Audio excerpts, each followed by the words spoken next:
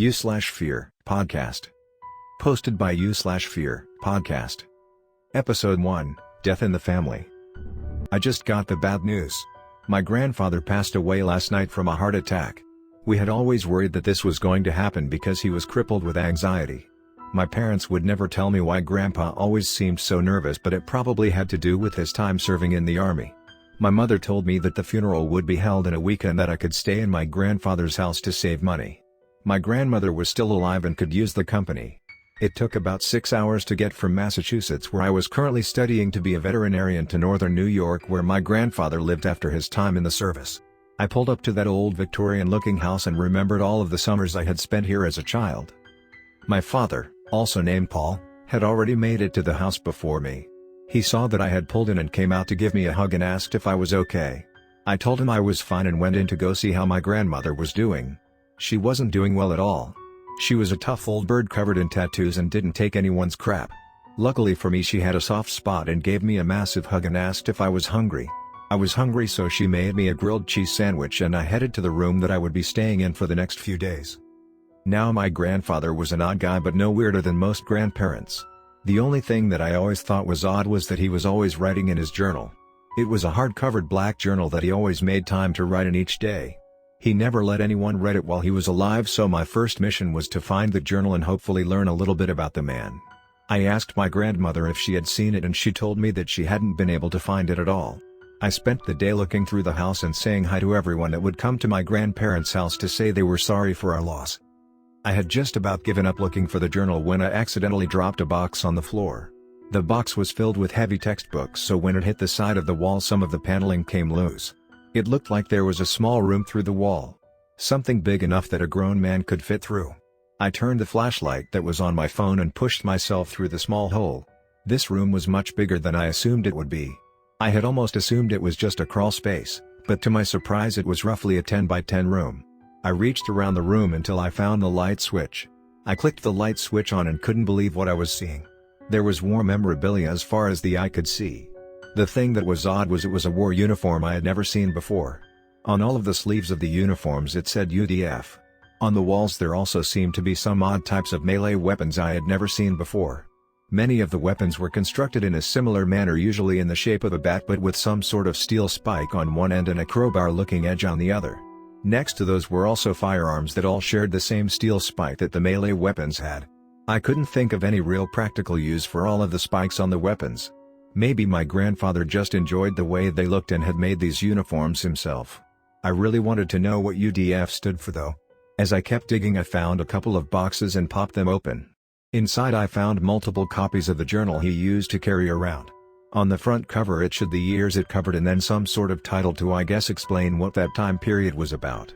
I saw one that went from 2008 to 2014 titled Soldier. Another from 2015 to 2019 titled Family Man, but then it seemed to skip a 10-year span. From 2020 to 2030 I couldn't find a book to go with that. Keep in mind, most of the older books were covered in so much dust I had to hold myself together from sneezing. I finally found a desk in the corner and noticed there was a book lying on the table. It was the book I was looking for. It read 2020 to 2030 The Lost Generation. This seemed really odd because all of the other titles were really upbeat and positive while this one seemed depressing and the book was visibly beaten up compared to the other books. This one also seemed to be used the most as well. There were tons of notes in the margins, most of which I couldn't understand. My grandfather had been an accountant and it didn't make much sense that he had all of this military attire. He used to say the army was the best thing he ever did, but he pretty much never used firearms afterwards and had completely changed his career field after the military, going from law enforcement to accounting. Nothing in this room made sense, so I was hoping that this book might have some of my answers. The book says on the front page, all must be forgotten in order to ensure the future. I heard the sound of footsteps coming up the stairs and heading their way to this room. I got up quick and got out of the room and covered it back up with the panel. Luckily this was a spare room and I would be able to come back later. I spent the rest of the evening listening to stories about my grandfather. I finally got the courage to ask my father about 2020 to 2030. From those years he would have gone from the age of 5 to 15. He looked at me harshly and asked why I wanted to know about it. I told him it was because he never talked about it and I wanted to know more about him and my grandfather. He told me that his father was a very private man like his father before. He said he had a really hard time remembering what happened during that time, and you could tell he was kind of irritated that he couldn't remember. I told him that it wasn't a big deal and I dropped the conversation completely. I waited for everyone to head to bed and went back up into that room again. I had to use my pocket knife to carefully open the panel up again without waking anyone up. I then made my way back over to the desk and grabbed the journal. Upon better inspection, I noticed that it seemed to have some kind of dried brown stains on it. I wasn't sure if this was dirt or something else.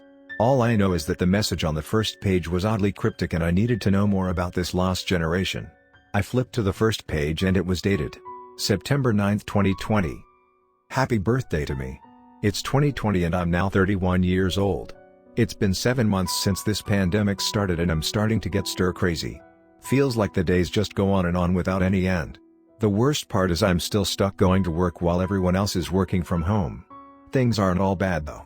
My kids are all still healthy and we have another child on the way next year. Things are looking up and hopefully everything will blow over soon. September 10, 2020. One more day and it's the weekend. Can't wait to play some video games with my sons this weekend and just not have to go to work for a few days. I need to try and write a few scripts this weekend and get some videos up. Probably won't write much for the next few days but I'll try and give it a shot. September 12, 2020. Figured I would put this in here but the news has been showing us some weird stuff going on in the major cities. I mean, these riots have been happening for a few months now and that's bad, but the stuff they are saying people are doing to each other is crazy. The worst part is the YouTube videos I'm seeing covering this stuff are either remarkably edited or something absolutely awful is happening in the cities. I watched a protester rip the throat out of a police officer with his teeth. I think I'm going to go to the store and pick up some supplies. Might need to go pick up another rifle and some ammunition as well just to be safe.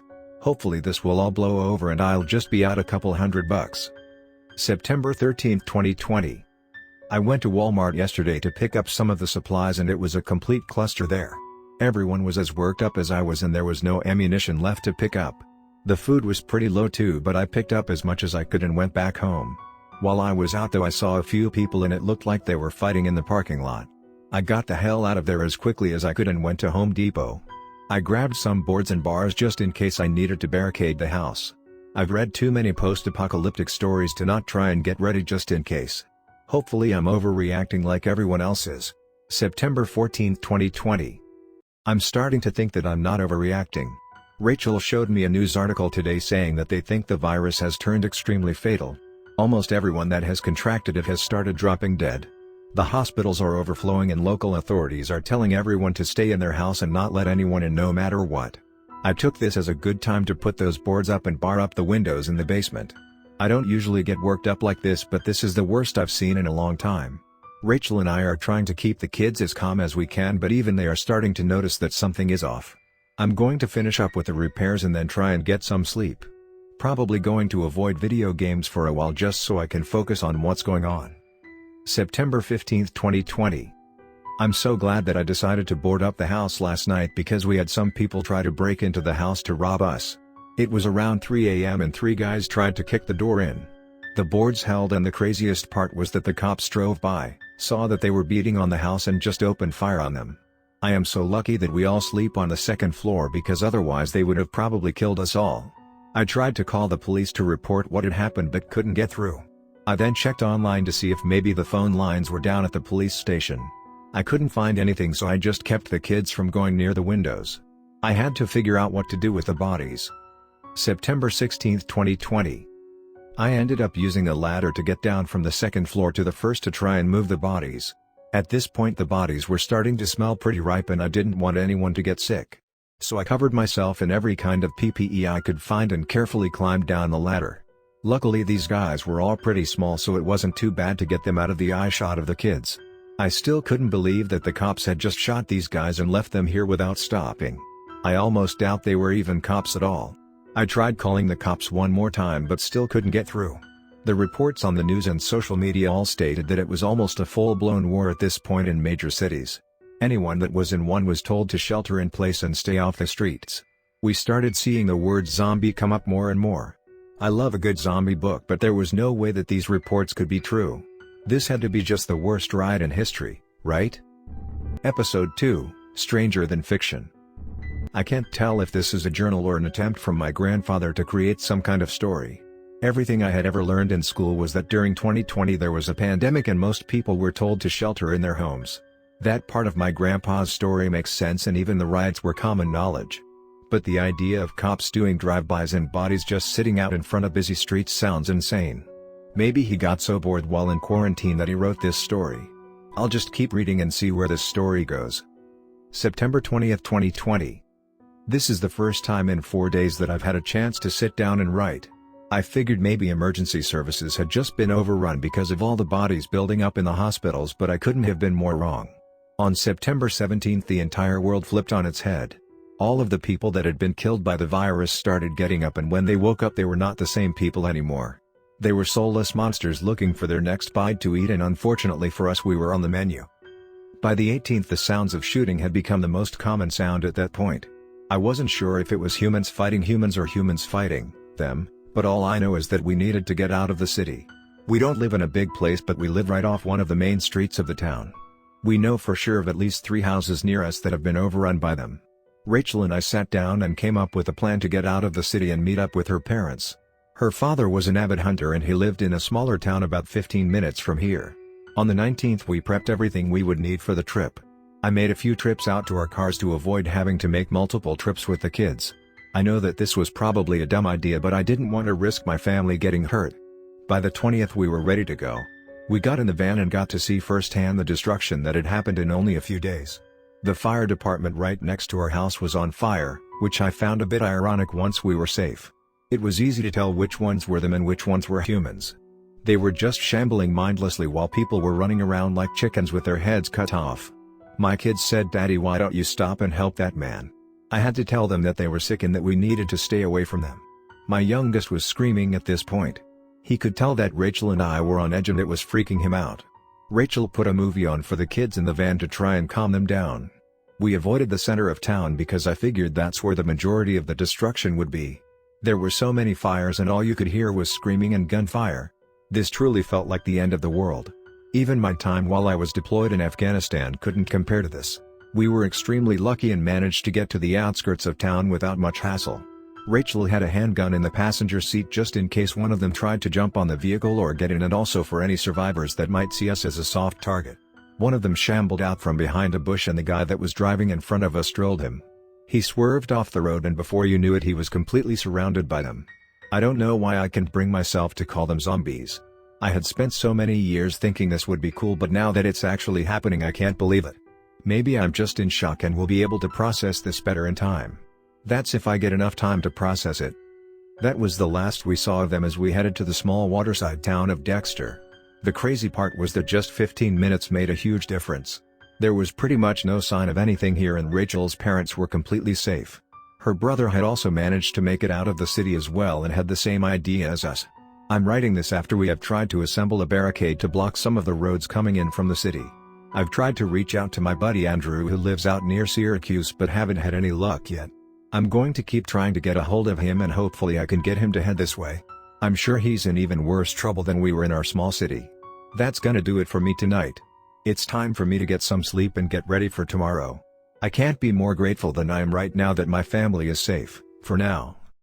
I wanted to keep reading but after the long drive I could barely keep my eyes open. I put the book back where I had found it and tried to head back to my bedroom as quietly as possible. As I was heading back to my room though I could hear my mom and dad talking in the room they were staying in. My dad was talking about how I asked him about 2020 earlier and he sounded really pissed that I even brought it up. I don't know why there seems to be so much secrecy around this time frame, but I'm starting to wonder whether there is more reality to the stories I'm reading in my grandpa's journal.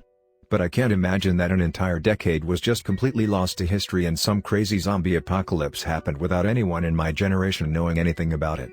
I'm gonna try and prove my mom for more information on it tomorrow. Maybe she will have some information I can actually use. Until then I'll do the same thing as my grandfather did 30 years ago and head to bed. Episode 3, The Military Base. I almost can't believe I was even able to sleep that well. The funeral is in a few days and I still have so many questions now. The only problem is I can't figure out what to believe. My grandfather just didn't seem like the type that would be committed to writing 10 years worth of a story for no other reason than enjoyment. He was a very practical man and I wonder if some of what he put in that journal really came to pass, but maybe in a way that makes more sense than the dead getting up and walking around. I made my way to the kitchen and saw that my mom was already up and making some breakfast. My dad must still be passed out. He has always been a night owl like my grandfather was. I walked over and gave my mom a hug and sat down at the kitchen table. I started flipping through my phone trying to build up the courage to ask her about the journals in 2020. I didn't have to wait long until she brought it up herself. She told me that there was no point in looking into 2020 because it was pretty much a throwaway year. No one was able to do anything and pretty much just everyone sat around and bickered about everything. She said that the riots calmed down once the winter hit and just never picked back up again. She said the only real impact was that people started to do things digitally en masse. People were thrust into the 21st century overnight and there were definite growing pains.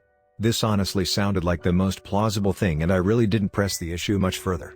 My father walked in and sat down next to me at the kitchen table. He asked if I had anything planned for the day and I told him that I was just going to veg in my room for most of the day trying to catch up on school work. He said that was a great idea and to come see him later and we could get a bite to eat together. In all actuality I had no intention of doing any schoolwork today. I planned on reading more of my grandfather's journal. Just because it wasn't real doesn't mean it isn't fun to read. I finished up my breakfast and grabbed my laptop from my car. I didn't really need it but I figured I would sell the credibility of my day. I stopped in the old room and grabbed the journal from off the desk. I figured there was no point in reading it in there and just went back to my room where I would be more comfortable. I opened up the book and flipped to the page I had been on and spent the rest of the day reading. September 21, 2020. So we've managed to set up some barricades blocking the majority of the main roads leading into Dexter. We were also able to flip a school bus onto the bridge that connects to the highway to hopefully slow down whatever ends up coming. Everyone for the most part is just keeping to themselves but will come out to help if they see people working on something. Most people are just staying in their homes and to be honest I don't blame them. The only reason I'm out here working on this is because I've seen what happens firsthand when you don't take precautions. The best course of action right now is to try to hunker down and get ready for when they end up showing up. It's not a matter of if at this point, it's a matter of when. We need to get a head count on everyone that's in town and find out what everyone is capable of doing. This area has a pretty heavy veteran population due to Fort Drum being 30 minutes away. That might come in handy when they show up. That's pretty much all that happened today. I'll try to keep writing in this journal every day. It feels kind of therapeutic. September 22, 2020. We started getting the first wave of people running from the city today. The ones that we could get were strip searched. I find this work unpleasant but it needs to be done to make sure that everyone remains safe. I finally got a hold of Andrew last night and luckily he is safe. He called while he was on his way from Syracuse to our place. I rerouted him to head here instead because the city is without a doubt full of them now. He made it here and was a bit banged up but otherwise safe. It was good to have him here in one piece and have one less thing to worry about. He agreed that hunkering down was the best choice. We should wait a few weeks before trying to go back into the city to scavenge for anything. Fort Drum seems like a good option to go to but part of me thinks that it could be overrun since it's pretty close to the city. We should probably try and scout it out at some point this week. September 23, 2020. We just heard on the radio today that Fort Drum hasn't fallen. It is currently under siege though. Apparently a horde of them after ravaging Watertown had eaten their way all the way to Fort Drum. They currently have all available personnel on the wall right now trying to fight back the horde. My heart goes out to those guys and hopes everything goes well for them. I really wish there was something we could do to help them but I know if we go we probably won't even make it to the base. Everyone agreed that it wasn't worth the risk. Hopefully in a few days they can get the horde under control and we can meet up with them. For all we know they are the last survivors in the area. September 26, 2020. We have been on the run for the last 3 days. I had figured all of them had stuck together and went to Drum but I couldn't have been more wrong. It wasn't just a problem externally from the town but internally as well. Apparently we didn't do a great job checking all of the people that came from Watertown because a few of them had been infected. Simultaneously we were set upon from both sides as fresh zombies from the city attacked our fortifications. The defenses were holding but we had a few people that had turned in the town that we didn't know of. It had only been a few days so we didn't have the time or the manpower yet to search each house to make sure that they were clear. This was the biggest mistake we could have made. We couldn't even hear them coming in from behind because we were so focused on the defenses. The guys watching the bridge that was blocked by the school bus were the first ones to be attacked. Their screams were drowned out by the sheer volume of attackers at our gates. The only reason we are even still alive is probably because they don't turn immediately. There is a delay from the time you are infected to the time that you reanimate. That gave enough breathing room to luckily notice the threat and also try to get the hell out of there. Rachel was the first one to realize what was going on because she was checking on the children. She screamed they're inside. We did the best we could to try and fight off the interior invaders, but unfortunately the defenses started to crumble, and instead of trying to make a stand we decided to run for it. Everyone jumped in their vehicles and we set off on the road. We didn't really know where we should go, but I figured this was as good a time as any to head to Fort Drum. I knew they had been surrounded, but I knew the wall pretty well and hoped we could gain access from one of the less used sides. We found an abandoned farmhouse and were able to set up a perimeter for the night. We had a 2-man watch so that people could catch some sleep. At this point it was Rachel, myself, Andrew and his daughter, Rachel's dad, mom and brother, and our 4 kids. We weren't a large element, but luckily the majority of us know how to defend ourselves. We decided that we would push for Fort Drum tomorrow and try to find a way inside. I knew even if we made it inside there could be a chance that we could be thrown out, but at this point I was out of options. My kids were scared and I had to find somewhere safe for them. The next morning we set out for Fort Drum, and when I said they probably ate their way to Drum, I was absolutely right. There was carnage as far as the eye could see. Buildings were on fire, there were bodies littering the ground everywhere. The majority of them looked like they had been through a wood chipper. While we were still safe, I was able to put up some curtains in the back so that the kids couldn't see what was going on outside. I could barely wrap my head around it. I figured it would emotionally destroy them. The only thought I had in my head was that I needed to get to the base so that I could get them all safe. We were able to make it to the perimeter of the base and noticed that the Mount Belvedere gate was closed, and that would be enough to deter them, but it wouldn't be much for humans to get through it. All we had to do was scale the fence and open it up. We also needed to deactivate the barriers that were meant to stop people from running through the gate without authorization. Rachel's brother scaled the fence and was able to open the gate up for us. I couldn't believe that there was no one here to watch this gate. Either the other side of the base was much worse off than I thought, or the base wasn't fully functional anymore. I had spent many nights working this gate when I was an MP and had never seen it empty. Once the gate was open, Andrew went inside and deactivated the barriers. We pulled the cars in and closed the gate back up. We even activated the barriers again just in case. We made our way onto the base and could see that they had their own problems as well. There were bodies sprawled across the pavement, but unlike the ones in Watertown, these had been spiked through the head. Whoever had done this must have assumed by killing the brain you also kill the host. It seemed like this side of the base had been completely abandoned, which almost made a lot of sense. Maybe they consolidated their forces into smaller areas for greater defenses. We decided to head toward the other side of the base and see if anyone was there. We passed a few of them on the way over here, but luckily they are too damn slow to keep up. It took us about 10 minutes to get to the other side because realistically Fort Drum isn't that big, especially when there isn't any traffic. Also the lanes are pretty big, which made it easier to get around abandoned cars. We were just about to make it to Gas Alley Gate when an MP pulled in front of us. He and his partner jumped out of the vehicle with weapons drawn and told us to get out of the vehicle. I couldn't get a good look at him because he was behind his patrol car and the sun was in my eyes. But the voice sounded oddly familiar. I did as he instructed and the other vehicles followed suit. He asked how we had managed to get on Drum and I told him that we were able to scale the fence and drop the gate. He looked surprised that no one was at the gate. He asked what we had done to the guards that were at the gate. We told him that we didn't see any and that the gate was completely empty. He grabbed his radio and gave what I assumed to be dispatch information about the gate. He said that he had just dropped off soldiers over there a few hours ago. He asked what my name was and why I thought it was a good idea to come to the base in the first place. I told him it was Paul Rondo and that I was stationed here a few years back and figured if any place was safe to be, it was here. He smiled when he heard my name and holstered his weapon. He said it was good to see me again. I was confused at first until I saw the name on his chest. Davis. He was new to the traffic section when I was on my way out. He looked a lot older than the last time I had seen him and I was surprised that he even remembered me. He said it was probably a good idea to head back to the battalion area so that we could get the kids somewhere safe and maybe even get us something to eat. Knock knock knock. I almost didn't even hear the banging on my door at first. I was so sucked into what I was reading that I barely even registered it. I looked at my phone and saw that it was already 3 p.m. I had spent a good majority of the day reading this journal. I asked who it was at the door and my dad's voice came through. "It's me, you want to go get a bite to eat?" This honestly seemed like a pretty good place to stop for the day anyways, so I figured why not.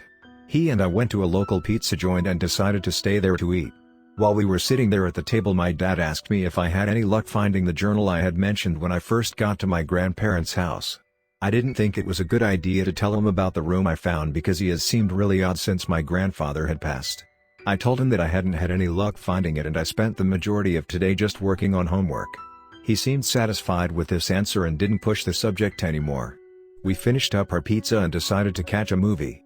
It has been a really long time since my dad and I had done something like this, so I jumped at the opportunity.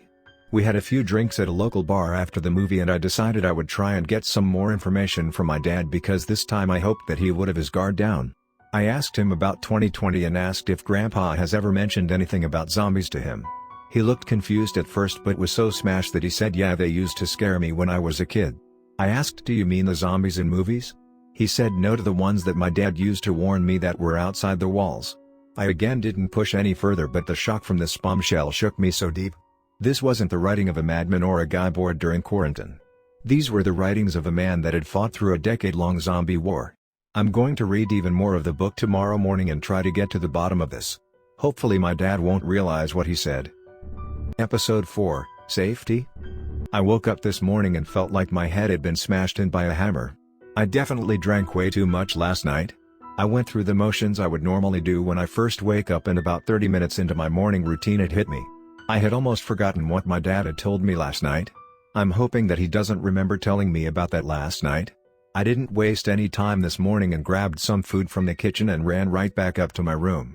I texted my mom and dad and told them I didn't feel well and that I was going to be lying down for the rest of the day.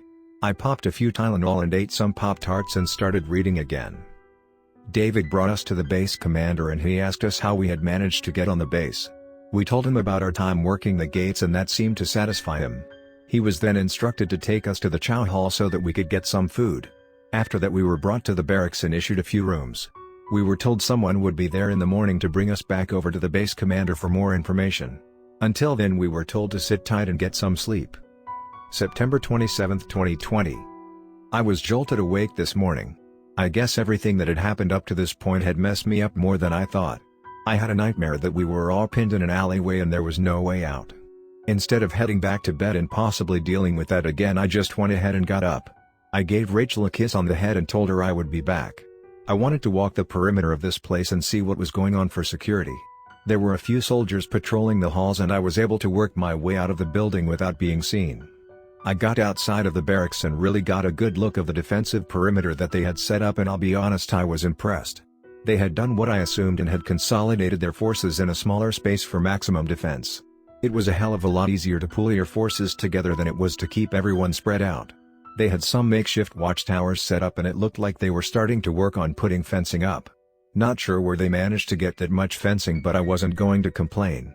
Other than my scout of the area, not much else happened that day. I slipped back into the room and shortly after we were escorted to the chow hall for breakfast. This was done 2 more times for lunch and dinner. We ended the night watching a movie and trying to forget about what was probably happening on the outside. September 28, 2020. At around 8 a.m. a soldier came to the door and told us that the base commander wanted to speak to all able-bodied men.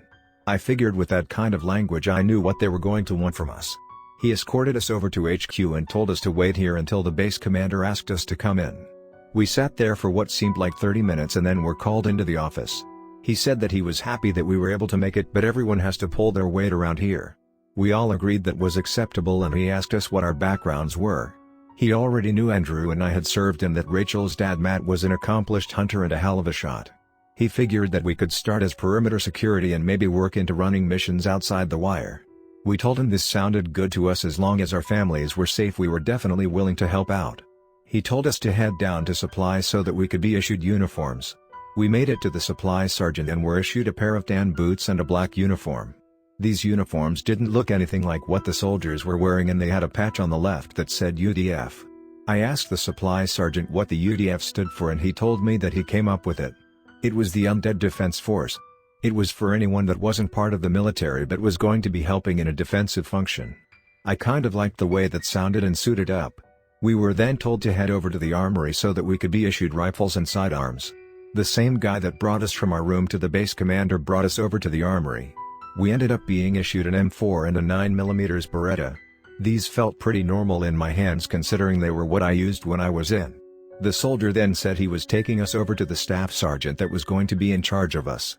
He walked us over to one of the makeshift guard towers and introduced us to a Staff Sergeant Kelly. He was a large man with a dark complexion and didn't look like someone you wanted to mess with. He looked at us and didn't seem too impressed. Which was pretty fair considering none of us had taken care of ourselves after getting out. We definitely were not in fighting shape anymore. Sag Kelly told us that before we could do anything on the walls he would need to make sure we understood what we were doing. He didn't want to put someone on the wall that didn't understand how to handle themselves under stress. We did some basic firearms training that felt very familiar from when I was in basic training. He also went over how our shifts were going to work. We would be on the walls for an 8-hour shift. We would report directly to SSG Kelly when starting and ending our guard shifts. We were told to keep our weapons at amber status when patrolling the perimeter and were only allowed to go red if we absolutely needed to. This all sounded pretty normal for what we were doing, and honestly it sounded pretty good to get back to work, and what better way to work than to keep my family and the rest of the base safe. It was about 5 p.m. when SSG Kelly told us we could head home. He told us to bring the weapons back to the armory and be back here at 8 a.m. that next morning. We were able to end the night again watching movies with the kids, and oddly enough things felt like everything was going to be okay. September 29, 2020. I got up around 6 a.m. this morning and got ready for guard duty. We took the family over to the chow hall around 7 a.m. and grabbed a bite to eat before work. One of the soldiers that I had seen outside of the base commander's office came over and asked Rachel if the kids would like to go to the playground. She looked at him like he was nuts at first, but realized that the kids really needed to burn off some energy and said that was probably a really good idea. The kids also seemed excited by the idea of doing something normal. I gave them all a hug and a kiss and told them I would see them tonight. My son Paul said he wanted to watch Onward tonight, and I told him I would ask around and see if I could find a copy for him. We stopped over at the armory and drew our weapons again and went over to see SSG Kelly. He was standing at the guard tower waiting for us to arrive. He seemed surprised that we had made it in time and that we had thought to draw our weapons before showing up. He showed us where we would be patrolling and what buildings we needed to check after each pass. He said there were about 6 other teams that also patrolled the perimeter and that we might run into them at the edge of our patrol area. I couldn't help feeling like this all felt extremely familiar and was surprised at how much of all of this came back naturally. The fighting at the gates had seemed to subside, and I wasn't too surprised by that. Fort Drum has so much firepower that these shambling zombies don't stand a chance against it. Unfortunately, not every town is going to be as lucky. The day goes by without a hitch and we head home for the night. I got lucky and found a copy of the movie my son wanted to see. It really feels like we are starting to get into a groove here. This was definitely the best choice we could have made. Hopefully others out there will be able to make it here too. How have I never heard of this happening? How is a decade-long zombie apocalypse not the most influential thing in our history? Was the horror of this decade too much and they figured they would try to keep us from this awful truth? Episode 5, Into the Breach. I flipped to the next page and realized a bunch of the pages were missing. It looked like the pages had been torn out. I wonder if this was an act of desperation or if it was just random damage over many years. Regardless, I pushed past the half pages of nothing to the next full page. October 29, 2020. I'm starting to feel like I'm finally getting into the shape I was in when I was in the army. Doing normal amounts of PT was doing wonders for my body. The entire family had been put on some sort of fitness plan to help with everyone's mental well-being as well as their physical. Over the past month it has been a mix of guard duty and a modified basic training. The majority of the training up to this point had just been getting us physically fit enough to survive with the regular army folks. We still had a long way to go in my opinion, but we were doing pretty well. Life on the base has been amazing as well. I don't know if we would have lasted this long without finding it. We would have been like the rest of the unlucky bastards that we saw on the way in here. The fighting at the gate has pretty much stopped at this point. Luckily, even though Watertown is one of the major city centers up here, it's still really small all things considered. There have also been many more families that have been able to make it here as well. My kids are even attending classes again. Everything feels like it can't get much better. October 30th, 2020. Staff Sergeant Kelly has said that he is going to be picking one of us to go out with the regular army folks to see how well we mesh with the unit. He said he would let us know by tomorrow who would be the one going. I was secretly hoping that they wouldn't pick me just because my family is here with me. But I'd be willing to go if that's what was necessary. It wouldn't be the first time I rolled out into dangerous situations. But it has been a while since I had to go out and really deal with the undead. From what I've heard from the soldiers, a lot has changed since I was out there. It seemed like the zombies were setting up ambush points but weren't really able to finish the actual ambush. But it did seem like they were getting closer to figuring out how to pull it off. One of the soldiers told me he and his squad had gotten locked inside a convenience store on a walking patrol. They swore that all of the exits were unlocked when they went in to clear it. They thought the other squad was messing with them, but in reality there were 2 zombies outside that looked like they had managed to lock them. The problem? For the zombies, they didn't really seem to know what to do after that. This all made me a bit nervous to deal with these smarter zombies. What if I go out there and they finally start to get things right? I don't want to leave my kids without a dad for nothing. It's not worth dwelling on that thought right now though. October 31st, 2020. Rachel was not a happy lady when she found out Staff Sergeant Kelly chose me to go out on this first mission. Luckily it was a simple one though. We were going to patrol the outer perimeter of the base and make sure the fences were not being overwhelmed anywhere. After that we were going to head into one of the local supermarkets in Watertown for some supplies. I figured that would be the only part where any real issue could arise. I was told the mission would take place the next day at 0800. I was allowed to head back to my room for the day and spend the rest of Halloween with them. We were able to scrape together a few makeshift costumes and let the kids run around for a little while. Didn't want to dress any of them up as zombies this year though. November 1st, 2020. Today was a really cold day. It was one of the first truly cold days of the year, so I made sure I brought an extra pair of gloves and a thicker jacket. I gave Rachel and the kids a kiss and headed to the staging area. When I got there I was greeted by Staff Sergeant Kelly, who told me he would be coming with us as well to make sure I was treated right by the other soldiers. At this point I knew quite a few of them but met a few for the first time as well. We did our safety brief and the NCOs made sure that everyone had everything they needed. We loaded up in the trucks and went outside the wire. I expected to be in the middle of constant firefights when we left the base, kind of like what I expected when I was deployed. The same thing happened now as it did back then. It was so quiet that all you really heard was the trucks going slowly down the road. We had to go slow because of all the traffic that had piled up outside of the base. Unlucky for most of the drivers, they didn't manage to make it inside. Many of the cars were tombs to small families. I saw one car that had what appeared to be a father and a son in it, and it sent shivers down my spine. If we hadn't been allowed to stay on base, would that be me and my boy? I had to push the thought out of my mind. Thinking like that in a situation like this was a good way to get yourself killed, and I only had one primary mission. Get home to my family. The perimeter check went without a hitch except for one spot that had quite a few zombies piled up on the fences. From that way it looked, people tried to scale the fence and get away. The zombies weren't able to make it over. They must have died and were driven to do what they couldn't accomplish in life.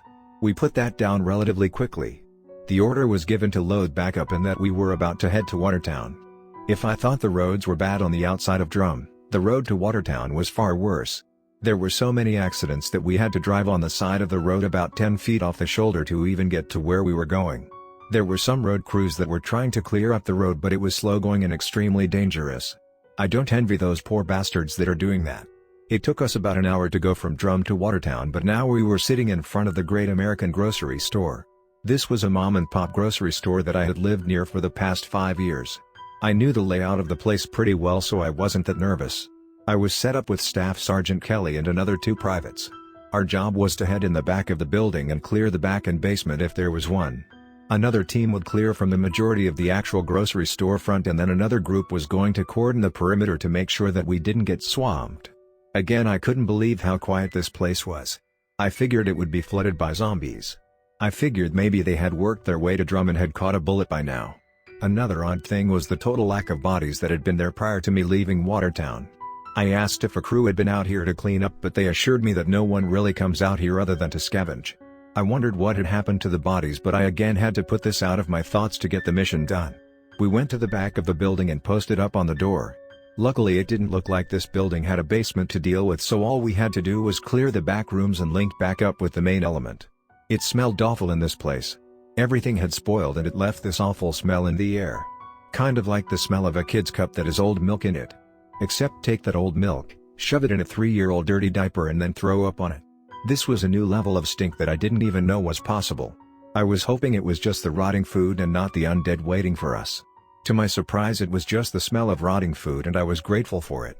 As we were about to link back up with the main element, I heard the scream of something that sounded otherworldly. It was one of them, but it sounded like it was trying to talk. It almost sounded like it was trying to say attack, but in a really distorted and almost demonic way. The sound sent shivers down my spine. We went out to see how the main element was doing as the first wave of them came running it. We tried heating to the back door, but someone had locked it from the outside. So we went back into the front of the grocery store and tried to find another exit we could use. At this point we were only maybe a minute or 2 from being completely overrun by the dead. It looked like the entire city was barreling down on us. I was able to find another exit and my team followed. That's when we started hearing the screaming. It was a mixture of the other soldiers and the creatures. I tried to yell out to the other team but they couldn't hear me over all of the carnage. Staff Sergeant Kelly told me to get my ass in gear and move now. We tried to head back over to the trucks but at this point they were all completely overrun by the dead so it wasn't an option to get to them. I told them that my old house was right up the street and we might be able to hide there until this calmed down. We ran as fast and as quietly as we could to the house I had abandoned about a month ago. The zombies must have been too busy eating the rest of the platoon to notice that we managed to make it out of there. We made it to my house without much more of an issue and made our way upstairs to access the situation. How in the hell was my grandfather able to survive this? It sounds like the zombies were getting more of their original selves back every day. Sounds like it was only a matter of time until one of the ambushes were successful. My grandfather always said if he didn't have bad luck then he wouldn't have any luck at all. Episode 6, Everything Has Changed. I had to really give it a thought, but did my grandfather say that the zombies had set up an ambush? I've read a lot of books but I've never heard of a zombie being able to do much of anything except eat and die. I'm hooked on these journals now. I've got to know what happens next. November 2, 2020.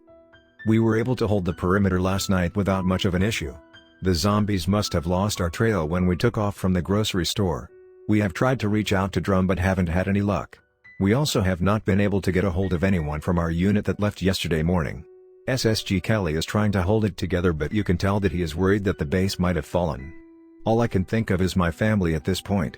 I've recommended that we head back to base but even I know that is going to be a suicide mission if we don't find a vehicle first. We aren't sure what these things are capable of anymore. No one else seems to think that these things ambushed us but I swear I heard one of them yell. Hopefully I was just hearing things or maybe it was one of the other soldiers that had yelled for the attack. That doesn't matter right now. All that matters is we find a car and head back to Drum to make sure everyone is safe. Luckily even if things are fucked there my kids have their Uncle Andrew and their grandfather to protect them. Since none of us know how to hotwire a car we need to find a dealership. The closest one I could think of was the shitty Time Visors up the street from me. The only issue with this plan was that it was the direction we had come from the day before. But since we didn't have any better ideas we went with this option. As we exited the house the eerie feeling of being watched sent shivers down my spine and made the hair on my arms stand on end. It felt like there were eyes everywhere and they were hungry. I shrugged the feeling off and tried to keep my mind on task. We stayed off of State Street to avoid being completely out in the middle of everything but the problem was there just was no cover to be had. These were long roads with very clear sight lines. This would be ideal if we had the upper hand but obviously we didn't have that in this situation. The carnage was unbelievable with blood almost everywhere. But the biggest problem was that there were not many bodies. The only bodies I saw on the ground looked like they suffered from gunshot wounds to the head. I wonder if this has something to do with the zombies seeming to become smarter over time. I made a mental note of it and moved on. Luckily I'm keeping this journal or I'd probably have forgotten half of the things I was seeing. This was like total sensory overload. Death and decay was everywhere. There were a few major car accidents on the road but luckily we were able to make our way around them relatively easily. We were about a block away from Time Buyers when we spotted our first zombie. It looked like he was dragging a dead body instead of eating it. We ducked behind a building when we saw it and didn't hear any reaction coming from that direction. SSG Kelly poked his head around the building to see if it was still there but didn't see anything. We waited a minute to make sure the coast was clear and started heading forward again. After spotting the zombie we were all completely on edge. Why was it dragging the body? So many damn questions without any answers. I had to shake it off and continue scanning my sector. We could see Time Buyers now and it looked like there weren't any zombies there to deal with. We checked to make sure it was safe to cross and we went across the street to clear the dealership. Luckily for us the doors aren't locked. It looked like whoever was working here during the initial outbreak got the hell out of Dodge and didn't bother locking up. Not like I could blame him, I would have done the same thing. We spotted a Dodge pickup and an SUV and decided those would be the vehicles we'd take. I used to work at a dealership so I know how to find the box that they kept all of the keys in. The only problem we had was that we didn't have the keys to get into the damn box. I told the guys to scour the area to see if they could find the keys. The guy who took off probably had the keys. I asked SSG Kelly what he wanted me to do and asked if we could just crack it open. I told him it was possible but it would make a lot of noise and possibly bring in more of them. I figured a screwdriver might be a better option so that we could pry it open. It would still be a little loud but not half as loud as smacking the buttstock of my rifle against the box until it opened. The dealership had a little mechanic shop that was connected to it, so we would need to clear that as well to find the screwdriver. While we were about to head out of the main dealership building, we saw 3 more zombies also carrying bodies. This time we were close enough to see what they were dragging. It looked like some of the guys from our unit. One of the privates in our squad almost tried to make a run at them but was held down by SSG Kelly. He told the young man that there was nothing we could do for them now. The best thing we can do is keep our damn head down. The soldier's muffled cries could barely be heard while he was pinned down. Once we felt like we waited enough, SSG Kelly let the private up and told him to try and keep it together. The young man shook it off and apologized. We were all holding up so much stress that it was starting to get to us. Once that was handled, we went to the small shop and grabbed the screwdriver we were looking for. The shop looked like it had seen better days. There were a few bodies pinned under cars with their heads smashed. A severed hand was still holding a wrench in what I assumed was a last-ditch effort to fight for his life. We grabbed the screwdriver and got the hell out of that horrible place. The salesman must have seen what was happening before the mechanics, because the showroom was almost untouched. You could tell there was a disturbance at one point and that people had left quickly, but it definitely didn't feel like this place had been touched by the end of the world. I had 2 of the soldiers go check the VIN numbers of the 2 cars we wanted because I figured they would be on the tags. I then went to pry open the box, and as I was able to crack the box open, a fucking alarm went off. I had no clue that a dealership would have their key box hooked up to a damn alarm. The alarm was deafening and I yelled to the soldiers to tell me what the VIN numbers were so that we could grab the right keys. Just as the first soldier was telling me his number, SSG Kelly opened fire on whatever was outside of the building. A couple of the other soldiers started firing as well. I grabbed the keys to the first car and the first soldier went up to hold off the invaders. The second soldier told me what the VIN was for the next vehicle and I yelled to SSG Kelly that we were good to go. He ordered 2 privates to grab the keys and go fire up the cars. They grabbed the keys from me and I told them which one they went to. I finally got a chance to look outside and I saw what looked like an angry mob. The issue was this angry mob was all dead and looked like they had missed a few meals. The mob ducked under cover from the hail of gunfire and SSG Kelly yelled to everyone to hold their fire. I couldn't believe that these things were hiding behind cover to avoid the bullets. Did they retain a part of themselves from their prior life? I didn't have time to think about it. We continued to try and keep their heads down while we made our way to the cars. A couple of the zombies popped up and tried charging us while they thought our backs were turned. They were greeted by a volley of fire that almost took them off their feet. I hopped in the truck with SSG Kelly and one of the privates that had grabbed the keys was in the driver's seat. We had 3 others in the SUV. We were completely surrounded because this parking lot only had one way out and that was the direction the zombies were coming from. I yelled to Florid and we rammed through the zombies. Luckily there were only maybe 30 total, so we only hit maybe 5 of them to get through. The SUV behind us was also able to make it through and we blasted off down the road. We had a straggler on the side of the truck and SSG Kelly had to smack it off with the buttstock of his rifle. I could have sworn it said no when it was smacked off the side of the truck, but I could have just been hearing things again. I'm either going crazy or these fuckers are really starting to talk. With that shit show in the rear view, it was time for a straight shot to drum.